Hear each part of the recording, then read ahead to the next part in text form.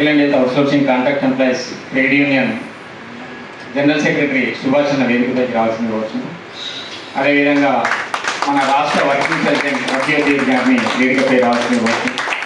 అదే మన ప్రెసిడెంట్ విశ్వపత్ అన్న కూడా వేదికపై రావాల్సింది కోరుతున్నాం.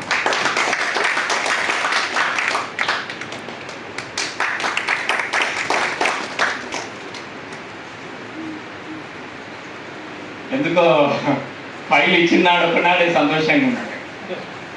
ఈ రోజన్నా హ్యాపీ ఉంటా అనుకున్నా, కానీ ఈ రోజు కూడా మీ స్ట్రెంత్ కనబడలేదు.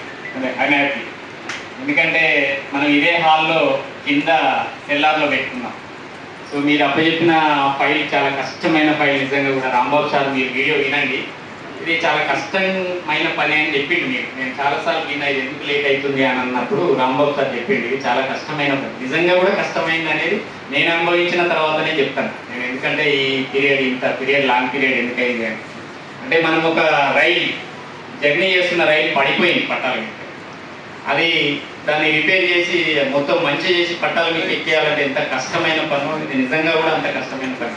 నేను స్వయాన కష్టపడ్డా, నేను అనుభవించిన కాబట్టి చెప్తాను. మీరు 2016లో జీవో నంబర్ 12 ఎప్పుడైతే వచ్చిందో ఆ 2012 జీవో అక్కడ అందులో మిస్ అయినారు మీరు వాస్తవాన్ని. సరే, అవన్నీ మనం మాట్లాడుకుందాం. ఇంకా మీ దగ్గర నుంచి ఎవరన్నా మీకు ఇంకా ఏం కావాలనుకుంటున్నారో ఎవరన్నా ఉంటే మాట్లాడండి. ఎవరు రాంబాబు నువ్వు పైగా రా, మాకు ఎందుకంటే మీరు కూడా ఇక్కడ మన బ్లడ్ బ్యాంకింగ్ రాష్ట్ర అధ్యక్షులు కనిపిస్తున్న మన వేదిక మీద మా వాళ్ళు ప్లేట్ల గుర్జు, గాంధీ, ఉస్మానియా వాళ్ళే మా వాళ్ళు ఉంటారు వెనక సైడ్ మన వాళ్ళకంటే. అంటే ఎక్కడ నిరుత్సాహపడ్డారు అనేది నాకు అర్థం కాలేదు. కానీ సో హ్యాపీగా అందరూ 394 మంది మీ పోస్టులు వచ్చినాయి, అన్నీ వచ్చినాయి. సో వర్క్ అంతా చేస్తలేదు కావచ్చు, కొంతమంది జీతాలు తగ్గి మానేసిరా ఏమైందో తెలియదు. కానీ మొత్తం పోస్టులు మీ రాష్ట్రంలో 394 ఉంటే 394 వచ్చినాయి. నేను ఆ జీవో కూడా మొత్తం ప్రింట్ తీసినాయి. అంటే ఇది ఎన్హెచ్ఎంలో 48,000 మంది ఉంటారు. అందులో మీరు కూడా ఎన్హెచ్ఎం ఉద్యోగులే కాబట్టి మీరు ఒక కాలంలో ఉన్నారు. ప్రతి జిల్లాలో మీ ఆయుష్ డాక్టర్, కంపౌండర్, తర్వాత మీ ఒక్కొక్క జిల్లాలో అట్లా ఉంటే అది మొత్తం 48,000 మంది. నేను ప్రింట్ తీసిన మీ మొత్తం 394 పోస్టులు వచ్చినాయి. మీ మొత్తం కూడా వచ్చినాయి. నేను జిల్లా వేసి కూడా రాస్తాను. సోదరులందరికీ నమస్కారం. ప్రత్యేకంగా ఈరోజు ఆయుష్ డిపార్ట్మెంట్లో పనిచేస్తున్న మీకు ఏదైతే జీతం పెరిగిందన్న మంచి ఉద్దేశంతో సంతోషకరంగా సభ జరిగి దీనికోసం కృషి చేసిన వాళ్ళని అభినందించే కార్యక్రమం ఏదైతే ఉందో ఇది చాలా సంతోషకరమైన సాంప్రదాయం.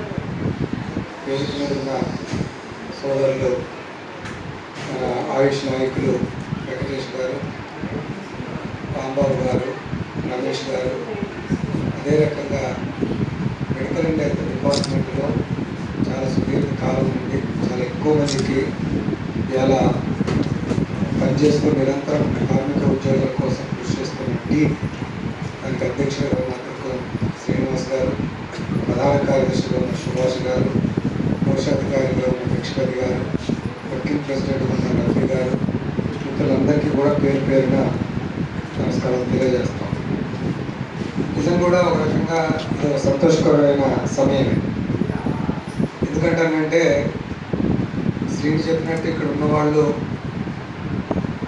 ఏజ్ రీత్యా కొత్త ఆల్మోస్ట్ 40 దాటినట్టు కనపడుతున్నప్పటికీ ట్రేడ్ యూనియన్ పద్ధతులు, కార్మికులు, సంఘాలు, సాధనలు ఈ విషయాల్లో అంటే ఎక్స్పోజర్ కొంచెం తక్కువగానే ఉంటుంది.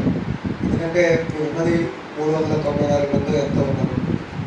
తర్వాత పని చేసుకునేదంతా కూడా ఎక్కడెక్కడో పని చేయాలా, వచ్చేది తక్కువ జీతం, దీంట్లో ఇల్లు వదిలిపెట్టి, సంసారాన్ని వదిలిపెట్టి, పిల్లల్ని, భర్త, భార్యల్ని వదిలిపెట్టి వచ్చి సంఘాలను తిరగటం అనే దానికి కావాల్సిన ఫెసిలిటీ కూడా తక్కువగా ఉంటుంది.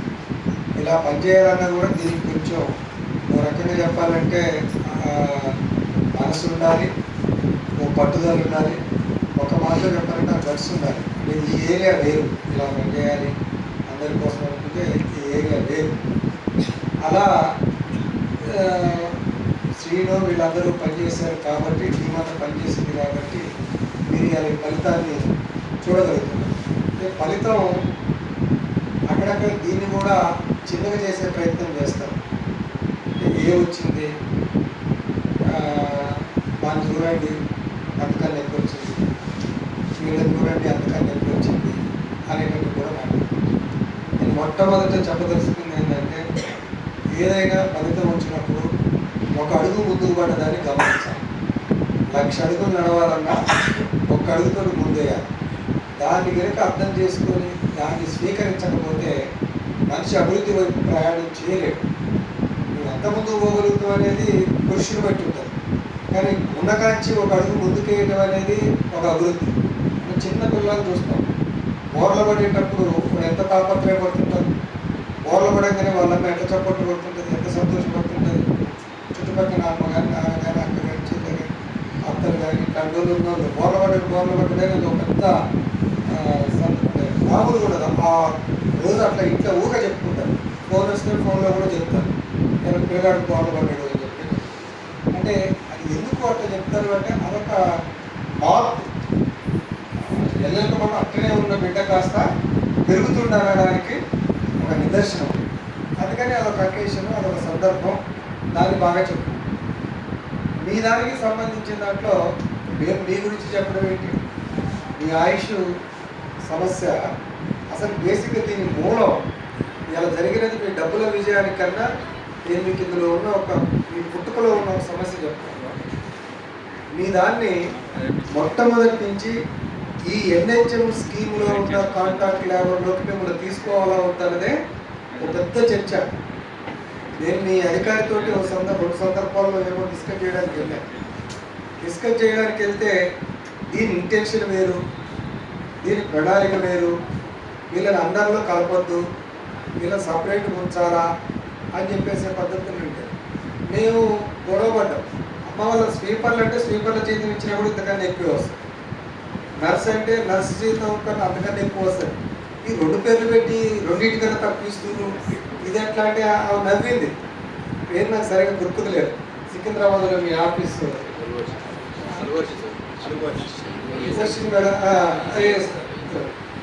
నవ్వింది. ఈ లాజిక్ నేను మాట్లాడిన తర్వాత రైటేనండి కానీ మేము అని అప్పటికప్పుడు ఆ లాజిక్ కొంచెం గతంలో పడిపోయి, అంటే లాస్ట్ నేను మీకు సింపుల్గా చెప్పాను, చాలా ఎక్కువసేపు చెప్పాను. అంటే ఏ జీవో ఎట్లా చెప్తున్నది, ఏ చట్టం ఎట్లా చెప్తున్నది, అసలు మీరు ఎట్లా దీన్ని తయారు చేస్తుంది, నాకు ఎవరికి అంతుపట్టని సమస్య. 2 పేర్లు కలిపి ఇంకొక దాన్ని తయారు చేసిన ఫలితం అనేది. నాకు వెనకటికి సరదాగా జోక్ చెప్తుండేవాడు. ఇది జోకే, సరదాగా తీసుకో. అప్పుడు కమ్యూనిస్ట్ పార్టీ నేను సిపిఎంలో 18 ఏళ్ళు ఓటు చేశాను. అప్పుడు క్లాస్లో చెప్పాడు, ఒక మాట చెప్తున్నాను, ఎవరన్నా బాధపడబాకండి, జ్ఞాపకం వచ్చింది కాబట్టి. నక్సలైట్ పార్టీ 2 కలిసి డిస్కషన్, మనం ఇట్లా విడిపోతే బాగుండదు, మనం ఒకటే కావాలని చెప్పేసి వాళ్ళిద్దరూ గదిలో పోయి కూర్చొని చర్చ చేస్తారు, ఈ దేశానికి విప్లవం ఎట్లా రావాలి. బయటకు వచ్చిన తర్వాత నా లాంటి ఎవడో అమ్మాయికి అడుగుతాడు, ఏమన్నా మీరు ఇద్దరుగా చొట్ట అయిందా, మనం లైన్ ఏంది విప్లవం రావడానికి. బ్రదర్ బాగానే ఉంది, మన ఎవరి లైన్ వాళ్ళకు ఉంది, 3వ లైన్ తీసినాం.